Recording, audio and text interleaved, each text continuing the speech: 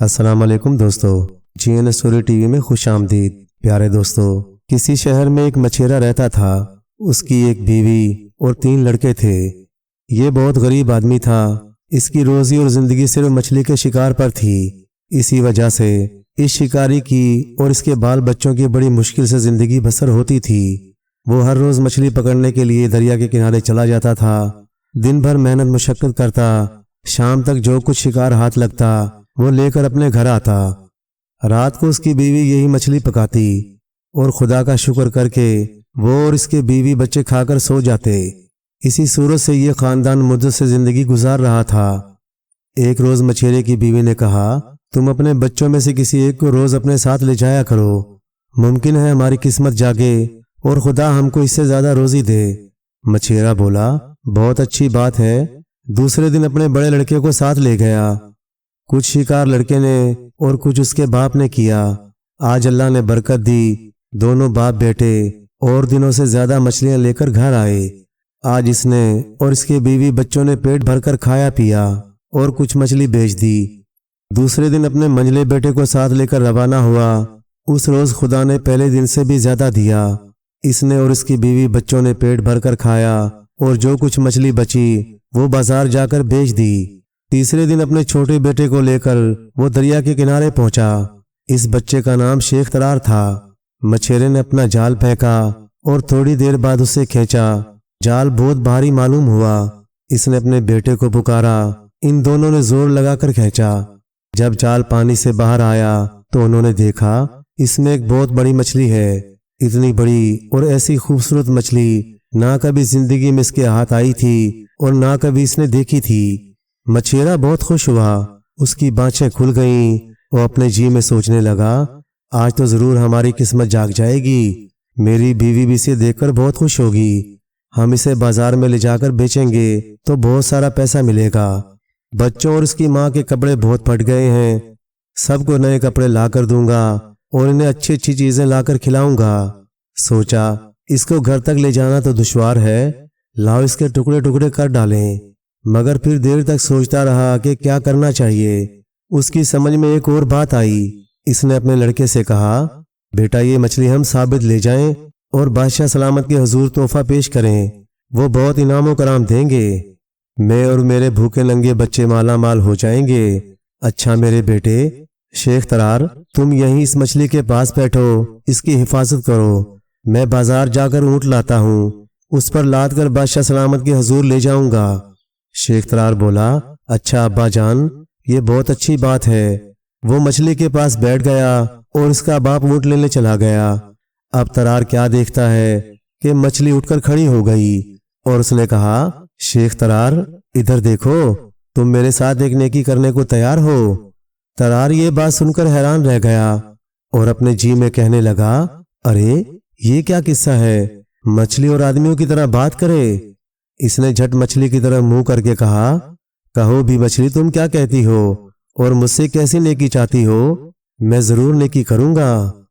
مچھلی بولی، تم مجھے جال سے نکال دو، میں اپنے بچوں کو دودھ پلا آؤں، میں ابھی تھوڑی دیر میں واپس آ جاؤں گی۔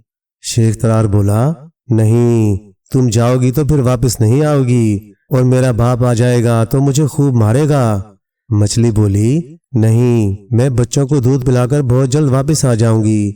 اور وہ یہ کہہ کر جال میں تڑپنے لگی۔ آخر اس کی بے قراری اور پریشانی دیکھ کر شیخ ترار کو اس پر ترس آیا۔ شیخ نے اسے جال سے نکالا اور دریا میں چھوڑ دیا۔ مچھلی نے جال سے چھٹکارا پا کر اپنا راستہ لیا۔ شیخ ترار بہت دیر تک بیٹھا ہوا مچھلی کا راستہ دیکھتا رہا، مگر مچھلی نہ آئی۔ آخر اس کا باپ واپس آ گیا۔ اس نے خالی جال دیکھ کر پوچھا، مچھلی کہاں ہے؟ شیخ ترار بولا، ابا جی، اس نے مجھ سے کہا تھا کہ میں جا کر اپنے بچوں کو دودھ پلاؤں، تم مجھے چھوڑ دو، دودھ پلا کر میں واپس آ جاؤں گی۔ اس نے کہا میرے ساتھ نیکی کرو۔ اس کی حالت دیکھ کر مجھے اس پر بڑا ترس آیا اور یہ بھی خیال ہوا کہ بھوک کے مارے اس کے بچوں کا کیا حال ہوگا۔ میں نے اسے چھوڑ دیا۔ وہ چلی گئی اور ابھی تک واپس نہیں آئی۔ شیخ ترار کی بات سن کر مچھیرے کو سخت غصہ آ گیا۔ اس نے کہا، ابے وہ پگلے نالائق، تجھ سے کس نے کہا تھا کہ ایسا کام کرنا؟ یہ کہہ کر شیخ ترار خوب مارنے لگا اور گالیاں دینے لگا۔ وہ گالیاں سنتا اور مار کھاتا رہا، مگر جب برداشت کی تاب نہ رہی تو وہ بھاگ کھڑا ہوا۔ اس کا باپ بھی ڈنڈا لے کر اس کے پیچھے لپکا۔ آگے آگے ترار تھا اور پیچھے اس کا باپ گالیاں دیتا جا رہا تھا اور مارتا جا رہا تھا، یہاں تک کہ وہ چلتے چلتے تھک گیا، کیونکہ وہ بوڑھا آدمی تھا، اور ترار ایک دوسرے راستے سے غائب ہو گیا۔ مچھیرا ہانپتا کانپتا واپس آ گیا۔ ترار الگ راستے پر چلا جا رہا تھا اور بار بار مڑ کر دیکھتا جا رہا تھا کہ کہیں اس کا باپ تو اس کے پیچھے نہیں آ رہا۔ آخر وہ بہت دور نکل گیا۔ اب اس نے دوڑنا بھاگنا بند کیا اور آہستہ آہستہ چلنے لگا۔ وہ تھک کر چور ہو گیا تھا، مگر مرتا کیا نہ کرتا۔ تھوڑی دور اسے ایک اور لڑکا نظر آیا۔ ترار اسے دیکھ کر کھڑا ہو گیا اور اس نے پوچھا، تم کون ہو؟ یہاں کیوں کھڑے ہو اور کہاں جا رہے ہو؟ کہاں سے آ رہے ہو؟ وہ بولا، میرا نام حسن ہے، میرے باپ نے مجھے مارا تو میں بھاگ آیا، اسی شہر میں میرا گھر ہے۔ ترار بولا، اچھا تو آؤ، ہم دونوں ساتھ رہیں گے، میرا بھی یہی قصہ ہے۔ اب یہ دونوں ساتھ ساتھ شہر پہنچ گئے اور ایک نان بائی کی دکان پر پہنچ کر بیٹھ گئے۔ دکان کے پاس بیٹھے بیٹھے شام ہو گئی۔ اب نان بائی نے ان کو دیکھ کر کہا، بچوں، میں دیکھ رہا ہوں کہ تم بڑی دیر سے یہاں بیٹھے ہو، مگر تم نے کھایا پیا کچھ نہیں، آخر کیا بات ہے؟ وہ بولے، چچا جان، خدا کی قسم ہم بہت غریب اور دن بھر کے بھوکے پیاسے ہیں، ہمارے ماں باپ نے گھر سے نکال دیا ہے، نہ پیسے ہیں اور نہ کہیں رات گزارنے کا ٹھکانہ، سمجھ میں نہیں آتا کہ ہم کہاں جائیں اور آپ سے کیا کہیں۔ یہ سن کر نان بائی کھڑا ہو گیا، اس کی آنکھوں میں آنسو بھر آئے۔ وہ بڑا رحم دل اور نیک آدمی تھا، جھٹ ان کے لیے کھانا نکال کر لایا اور بولا، یہ لو، کھاؤ پیو اور خوش ہو جاؤ۔ پھر نان بائی نے ان سے کہا، میرے بچوں، چاہو تو یہیں دکان کے اندر رات بھر سو سکتے ہو۔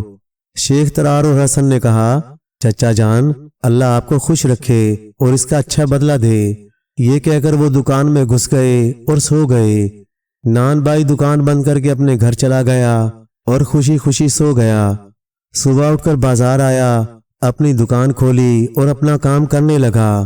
اس نے لڑکوں سے کہا، میرے بچوں، تم چاہو تو میرے پاس ہی رہو اور میری دکان کا کام کرو، جو کچھ خدا مجھے دے گا اس میں سے میں تم کو بھی دوں گا۔ شیخ حسن اور شیخ ترار نے کہا، بہت اچھا چچا جان، اللہ تعالیٰ آپ کو خوش رکھے اور جزائے خیر دے، ہم ایسا ہی کریں گے۔ دوسرے دن نان بائی نے اپنی عادت اور معمول سے دگنا تگنا زیادہ آٹا منگوایا اور گوندھ دیا، روٹیاں تیار کیں۔ خدا کا کرنا ایسا ہوا کہ سب روٹیاں بک گئیں۔ اس کے کاروبار میں بڑی برکت اور ترقی ہوئی، اور یہ حال ہوا کہ ایک پیالے کی جگہ 10 پیالے سالن خرچ ہونے لگا۔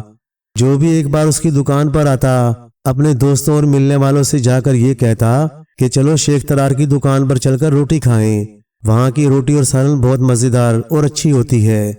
ایک دن ایک مغربی شخص نان بائی کی دکان پر آیا اور اس نے کہا، مجھے تازی روٹی پکا دو، ایک روٹی کی قیمت 1 اشرفی دوں گا، مگر اپنے لڑکوں میں سے کسی ایک لڑکے کے ہاتھ یہ روٹی میرے گھر تک بھجوا دینا۔ نان بائی بولا، میں اپنے کسی بچے کو زیادہ دور نہیں بھیج سکتا۔ مغربی بولا، اس سڑک تک بھیج دو، یہ لو 1 اور اشرفی۔ نان بائی سیدھا اور شریف آدمی تھا، بولا ٹھیک ہے۔ اس نے جلدی تازہ روٹیاں تیار کرا کے شیخ ترار کو دی اور بولا، میرے بچے، روٹیاں لو اور ان کے گھر تک پہنچا دو۔ شیخ ترار بولا، اچھا چچا جان، میں حاضر ہوں۔ وہ روٹیاں لے کر مغربی کے ساتھ چل دیا۔ جب اس کے گھر پہنچا تو مغربی نے ترار سے کہا، میرے بچے، تم بیٹھ جاؤ، اندر جانے کی ضرورت نہیں، اور یہ روٹی تم کھا لو، میں ابھی تمہیں ایک اور انوکھا تماشا دکھاتا ہوں۔ تمہارے سامنے خزانے کا منہ کھولتا ہوں، جس قدر روپیہ پیسہ تم چاہو اس میں سے لے لینا۔ شیخ ترار بچہ تو تھا ہی، وہ حیرت میں تھا اور تھوڑا ڈرا ہوا بھی تھا۔ اس نے مغربی سے کہا، نہیں چچا جان، مجھے تم غائب کر دو گے۔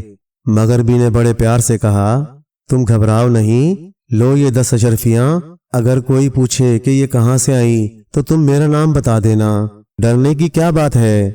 یہ کہہ کر 10 اشرفیاں شیخ ترار کے ہاتھ میں دے دیں۔ شیخ ترار اشرفیاں پا کر بہت خوش ہوا اور کہنے لگا، چچا جان، آپ بہت اچھے آدمی ہیں، آپ کا جو حکم ہو پھر مغربی اس کو ساتھ لے کر ایک پہاڑی پر پہنچا جو اس کے گھر کے سامنے ہی موجود تھی۔ وہاں ایک شاندار محل بنا ہوا تھا۔ محل کے دروازے کے قریب مغربی نے ایک آگ سلگائی اور کچھ خوشبودار چیزیں جلائیں، پھر کچھ منتر پڑھنے لگا۔ یہ تماشا شیخ ترار کھڑا غور سے دیکھ رہا تھا۔ تھوڑی دیر بعد خود بخود محل کا دروازہ کھلتا ہوا دکھائی دیا۔ اب مغربی نے شیخ ترار سے کہا، میرے بچے، یہ بہت خزانہ ہے، اس میں تم اتر کر جو کچھ مانگو مجھے دیتے رہو، پھر جو کچھ تم سے ہو سکے لے کر باہر آ جاؤ، ڈرنا نہیں، میں تو یہیں کھڑا ہوں۔ شیخ ترار بے کھٹ کے اس میں اتر گیا۔ جو کچھ مغربی پوچھتا وہ اس کا جواب دیتا رہا۔ مغربی نے جب بہت سی چیزیں نکلوا لیں تو شیخ ترار کو اسی خزانے کے اندر بند کر دیا۔ وہ بیچارہ غریب بچہ بہت چیختا چلاتا رہا، مگر اس ظالم مغربی کو اس پر ذرا ترس نہ آیا۔ نان بھائی اور شیخ حسن دن بھر اس کا راستہ دیکھتے رہے اور وہ سخت پریشان تھے کہ شیخ ترار کہاں چلا گیا اور کمبخت مغربی کہاں بھگا کر لے گیا۔ حسن کو رات بھر اس غم میں نیند نہ آئی۔ دوسرے دن پھر یہ مغربی ایک عرب کے لباس میں نان بھائی کی دکان پر پہنچا۔ اس کو ایک اشرفی دی اور بولا، میں کچھ روٹیاں اور آپ کی مہربانی چاہتا ہوں، آپ اپنے بیٹے کو اجازت دیجئے کہ روٹیاں میرے گھر تک پہنچا دے۔ نان بھائی کھڑا ہو گیا اور اس نے غصے میں کہا، نہیں، میں اپنے بچے کو نہیں بھیج سکتا۔ کل ایک مغربی میرے ایک بچے کو لے گیا، وہ اب تک غائب ہے، اب تم آئے ہو اور چاہتے کہ اس بچے کو بھی چھین لے جاؤ۔ عربی بولا، لو یہ ایک اشرفی اور بچے کو اجازت دو کہ وہ میرے گھر کی حد تک روٹیاں پہنچا دے اور فوراً واپس آ جائے، میرا گھر قریب ہے، ایسا اب نہیں ہو سکتا۔ نان بھائی نے اشرفی لے کر حسن سے کہا، لو یہ روٹیاں لے کر اس شخص کے ساتھ جاؤ اور روٹیاں پہنچا کر فوراً واپس آؤ، کہیں اپنے بھائی کی طرح غائب نہ ہو جانا۔ حسن بولا، بہت اچھا چچا جان۔ وہ روٹیاں لے کر عرب کے پیچھے پیچھے چلا اور اس کے گھر پہنچا۔ مغربی کہنے لگا، بیٹا حسن بیٹھ جاؤ اور یہ روٹیاں تم ہی کھا لو، میں تم کو ایک تماشا دکھاؤں گا اور تمہارے سامنے خزانے کا دروازہ کھولوں گا۔ حسن بولا، بہت اچھا چچا جان، اور وہ بیٹھ کر روٹیاں کھانے لگا۔ کھانے کے بعد مغربی کے ساتھ پہاڑی پر پہنچ گیا۔ مغربی نے کل کی طرح آگ سلگائی، خوشبودار چیزیں جلائیں اور کچھ منتر پڑھ کر پھونکنے لگا۔ اس کے سامنے خزانے کا دروازہ کھل گیا۔ اب مغربی بولا، جاؤ حسن، اس میں اتر جاؤ، جو کچھ میں کہوں وہ نکال کر مجھے دیتے جاؤ، پھر جو کچھ تم لا سکو وہ لے آنا۔ حسن بڑا ہوشیار اور چلاک لڑکا تھا۔ وہ سمجھ گیا کہ ضرور اسی شخص نے ترار کو غائب کیا ہے اور مجھے بھی اسی طرح پھنسانا چاہتا ہے۔ اگر ترار کی زندگی ہوئی تو اسے بھی اس کے پھندے سے نجات دلاؤں گا۔ وہ کہنے لگا، نہیں چچا جان، آپ اتریے اور میں یہاں سے لیتا ہوں اور دھونی بھی پہنچاتا رہوں گا۔ مغربی سمجھا کہ ترار تو مر بھی گیا ہوگا، اس نے مجبور ہو کر کہا، ٹھیک ہے، اور وہ اترنے لگا۔ شیخ ترار، جس کو مغربی نے کل بند کر دیا تھا، دروازہ کھلتے دیکھ کر درار کی آڑ میں چھپ گیا۔ جب مغربی جادوگر اتر گیا اور چیزیں اٹھانے کے لیے جھکا تو شیخ ترار چپکے سے باہر نکل آیا اور اس سے جو کچھ ہو سکا خزانے کے اندر سے لے آیا۔ حسن بہت خوش ہوا، اس نے فوراً جلتی ہوئی خوشبودار چیزوں کو بجھا دیا۔ خوشبو کے بجھتے ہی خزانے کا دروازہ بند ہو گیا۔ مغربی ابھی کچھ اٹھانے بھی نہ پایا تھا کہ چلایا، مگر حسن نے اس کی کوئی پرواہ نہ کی اور دروازے میں تالا ڈال کر دونوں چل دیے۔ اب حسن اور شیخ ترار دونوں پہاڑ سے باتیں کرتے اور قصے سناتے ہوئے اترے اور سیدھے مغربی کے گھر پہنچ کر دروازہ کھول کر اندر گئے اور ایک جگہ آرام سے بیٹھے، پھر باہر آئے، بازار گئے اور اپنی ضرورت کی چیزیں لا کر اطمینان سے مغربی کے گھر میں رہنے لگے۔ انہوں نے ایک دن مغربی کے گھر میں ایک شمع دان دیکھا جس میں 7 موم بتیاں لگی ہوئی تھیں۔ حسن نے ان کو غور سے دیکھا اور ترار سے بولا، بھیا یہ شمع دان تو انوکھا اور نرالا معلوم ہوتا ہے، خیر آج رات کو اسے روشن کریں گے۔ شام کو کھانے پینے اور اپنی تمام ضرورتوں سے فارغ ہو کر حسن نے موم بتیاں جلائیں۔ اتنے میں کیا دیکھتے ہیں کہ شمع دان کے پاس 7 خوبصورت نوجوان لڑکیاں نکلیں اور نکلتے ہی گانے اور ناچنے لگیں۔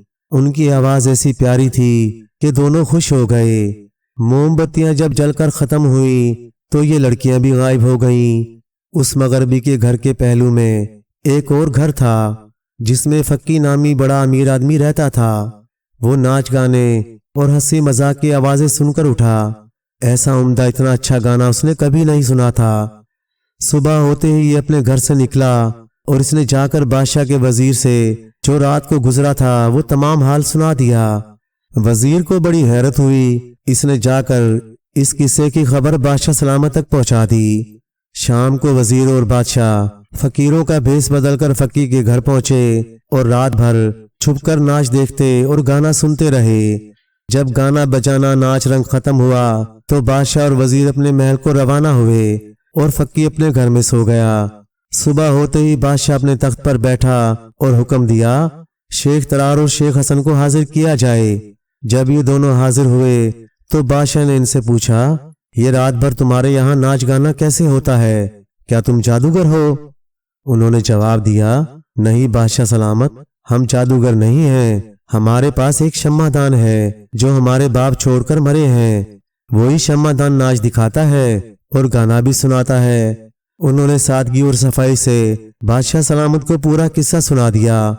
वो झूठ नहीं बोले। बादशाह ने उनसे कहा, जाओ और वो शम्मादान हमारी खिदमत में हाजिर करो। हम भी वही गाना और नाच देखना चाहते हैं। दोनों घर पहुंचे और शम्मादान लाकर बादशाह के दरबार में हाजिर कर दिया। बादशाह बोला, इसे हमारे महल में रख दो और तुम अपने घर जाओ। तरार और हसन बेचारे क्या करते, वो बादशाह के खौफ से कुछ ना कह सके, मगर उनको शम्मादान हाथ से जाने का बड़ा दुख था। अब उधर की सुनिए।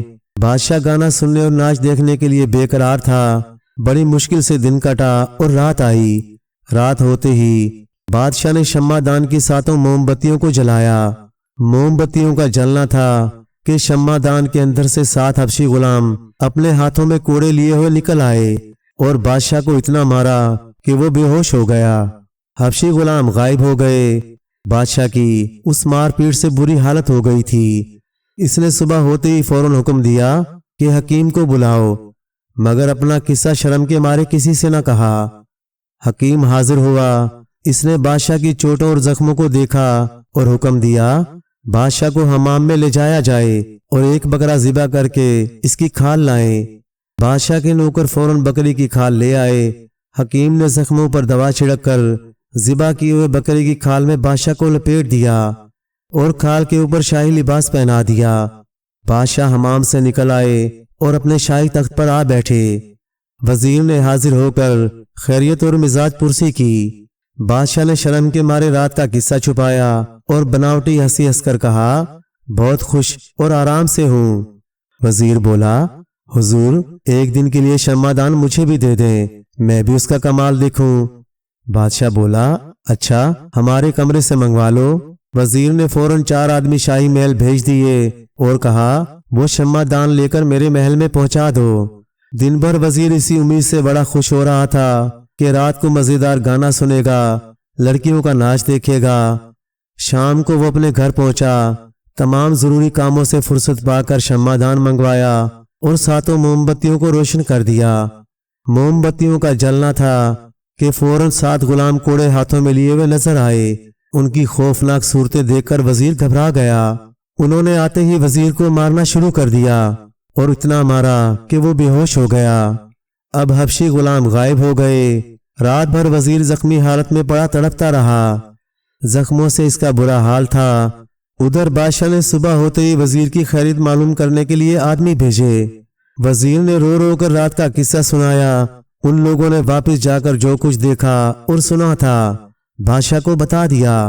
वजीर की मारपीट का हाल सुनकर बादशाह बहुत मुस्कुराया। फिर इसने फौरन अपने हकीम को बुलाकर और बकरी की खाल देकर वजीर के घर भेजा। हकीम जी ने पहुंचते ही हुक्म दिया कि वजीर साहब को हमाम में पहुंचा दिया जाए। आदमियों ने वजीर को हमाम में पहुंचा दिया। हकीम ने तमाम जख्मों पर दवा लगाकर बकरे की खाल वजीर के जिस्म से लपेट दी और खुद वहां से रुखसत होकर अपने घर आ गया। अब वजीर उठा और करहाता हुआ दरबार में हाजिर हुआ। बादशाह ने मुस्कुराकर उससे पूछा, कहिए वजीर साहब क्या हाल है? वजीर बोला, अच्छा हूँ हुजूर, अल्लाह का शुक्र है। दरबार में फक्की साहब भी हाजिर थे। वो खड़े हुए और उन्होंने बादशाह से इल्तिजा की, हुजूर, एक दिन के लिए मुझे भी शम्मादान इनायत किया जाए, मैं भी उसके कमालात देखूंगा, दूसरे दिन वापस भेज दूंगा। वजीर बोला, जरूर जरूर, मेरे घर से ले जाइए और तमाशा देखिए। फिर उसी वक्त अपने एक नौकर को हुक्म दिया कि शम्मादान फक्की के घर भेज दिया जाए। फक्की साहब उसके साथ गए और खुशी खुशी वजीर के घर से शम्मादान लेकर अपने घर पहुंचे और बड़ी बेचैनी से रात होने का इंतजार करने लगे। खुदा खुदा करके दिन कटा। रात होते ही उन्होंने एक बंद कमरे में, जहां उनके सिवा कोई और ना था, इन 7 मोमबत्तियों को जलाना शुरू किया। मोमबत्तियों के जलते ही इसमें से 7 हबशी गुलाम 7 कोड़े हाथों में लिए हुए निकल आए। उनकी सूरत देखते ही फक्की के उस्तान खता हो गए। मुंह पर हवाइयां उड़ने लगी, डर के मारे उसकी आवाज तक ना निकली। इन हबशियों ने बड़े गुस्से की नजर से अपने तेवर बदलकर उनको देखा और हंटरों से फक्की साहब को मारना शुरू कर दिया और उन्हें लहू लहान कर डाला। फक्की बेहोश होकर गिर पड़ा और ये हबशी गायब हो गए। सुबह बादशाह सलामत ने हकीम साहब को बकरी की खाल लेकर फक्की साहब के घर पहुंचने का हुक्म दिया। हकीम ने पहुंचते ही फक्की को हमाम में ले जाकर बकरी की खाल लपेट दी और खाल के ऊपर उनका लिबास पहना दिया और हकीम साहब अपने घर वापस आ गए। फक्की साहब कराते और हाय हाय करते बड़ी मुश्किल से बादशाह के दरबार में हाजिर हुए और रात का सारा किस्सा सुना दिया।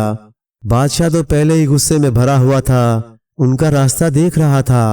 वो वजीर और फक्की साहब दोनों पर बिगड़े। उसने चलाकर कहा, ये सारी मुसीबत तुम दोनों की लाई हुई है। अब बताओ कि ये बला कौन दूर करेगा और इससे कैसे छुटकारा हासिल होगा। अच्छा हुआ कि तुम दोनों ने भी वही मुसीबत देखी जो हम देख चुके हैं। फिर हुक्म दिया कि शेख तरार और शेख हसन को बुलाओ। उसी वक्त 4 सिपाही दौड़े और दोनों को पकड़ लाए और बादशाह के सामने हाजिर कर दिया। बादशाह ने दोनों से पूछा, वो गाना, वो नाच, वो हसीन आवाजें कहाँ गईं? वो नाचने वाली खूबसूरत लड़कियां कहाँ गईं? उसके बाद तीनों पर जो कुछ गुजरी थी वो उन्होंने क्या सुनाई? शेख तरार खड़े होकर अदाब बजा लाया। फिर इसने अदब से कहा, हजूरे वाला, वो सब यही शम्मादान में मौजूद हैं। बादशाह बोला, अच्छा, हम फिर उसको सुनना और देखना चाहते हैं। अगर वो गाना ना हुआ, वो नाज़नीन औरतें ना आईं और नाच ना दिखाया गया तो हम तुम दोनों को सख्त सजा देंगे, बल्कि कत्ल करा देंगे। शेख तरार हाथ जोड़कर बोला, हजूर, हमारा क्या कसूर है? हमें कुछ खबर नहीं कि ये क्या बात है। इसका भेद तो हमारा मरहूम बाप ही जानता होगा। हमने तो अब तक वही देखा है जो हजूर और वजीर साहब और फक्की के मकान से देख चुके हैं। फिर अगर हजूर शम्मादान इनसे गाना सुनना ही चाहते हैं तो आज की रात हमारी मेहमानी कबूल कीजिए और हमारे गरीब खाने पर तशरीफ लाकर गाना सुनिए और नाच भी देखिए। बादशाह ने कबूल किया और बोला, हम जरूर आएंगे। फिर उसी वक्त वजीर को हुक्म दिया कि शम्मादान तरार और हसन के घर पहुंचा दिया जाए। वजीर ने उसी वक्त 4 आदमियों को हुक्म दिया कि फक्की के घर से वो शम्मादान तरार के घर पहुंचा दो और जल्दी वापस आ जाओ। हसन और तरार अपने घर चले गए। अब वजीर ने बादशाह से कहा, हुजूर, शम्मादान उनके मालकों को भेज दिया गया है। बादशाह बोला, हम रात को वहीं चलकर शम्मादान का गाना सुनेंगे जैसे पहले सुना था और अपने हमरा चंद हथियारबंद फौजी भी साथ ले चलेंगे। हम पर खुदा ना करे कोई मुसीबत आई या हमला हुआ तो ये लोग दुश्मनों को खत्म कर देंगे। तुम और फक्की भी अपने कपड़ों में हथियार छुपा कर ले चलना ताकि बुरे वक्त में काम आए और दुश्मनों को ठिकाने लगाएं। वजीर बोला, हुजूर, ये अच्छी बात है और ऐसा होना भी चाहिए। चुनाचा शाम होते ही बादशाह अपने चंद दरबारियों, फौजी सरदारों और हबशी गुलामों को साथ लेकर शेख तरार और हसन के घर रवाना हुआ। तरार और हसन ने बादशाह के पहुंचने से पहले ही आला किस्म के फर्श और कश्मीरी शालें महल से लेकर घर तक बिछा दी थीं। बादशाह और उसके तमाम साथी तरार के घर पहुंचे। दोनों ने बादशाह और उसके साथियों का शानदार इस्तकबाल किया, अंदर लाकर अच्छी जगह पर बिठा दिया और उनके सामने किस्म किस्म के 50 नहायत लजीज खाने लाकर चुन दिए। गर्ज के खूब आओ भगत और खातिर मदारत की। बादशाह और वजीर ये ठाट बाट देखकर हैरान और हक्का बक्का रह गए। हसन और तरार की खूब तारीफ की। सब ने सैर होकर खाना खाया और बड़े खुश हुए। फिर किस्म किस्म के शरबत उन लोगों के सामने पेश की गईं। फिर इन दोनों ने दस्तरखान उठाकर बेहतरीन फर्श बिछाया और शम्मादान की सातों शम्माओं को रोशन कर दिया। बादशाह और इसके साथियों ने देखा कि छम छम करती 7 हसीन नौजवान लड़कियां शम्मादान से निकली और नाचने गाने लगीं। आला दर्जे के साज बजने लगे। खुशी से इनका अजीब हाल था। उनके होश उड़ने लगे। देर तक नाच गाना होता रहा।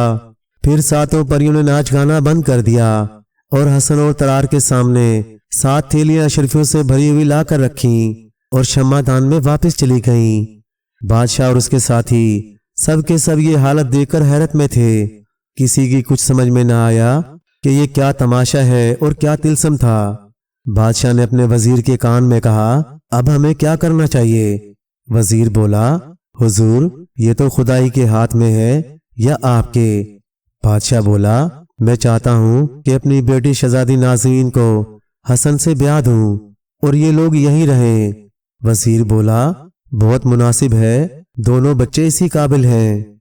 बादशाह ने हसन को बुलाया और अपना ख्याल जाहिर किया और बोला, मेरी तमन्ना है कि मैं अपनी नाज़रीन की शादी तुमसे कर दूं और जो कुछ मेरे पास दौलत और हुकूमत है उसमें से आधी तुम्हें दे दूं।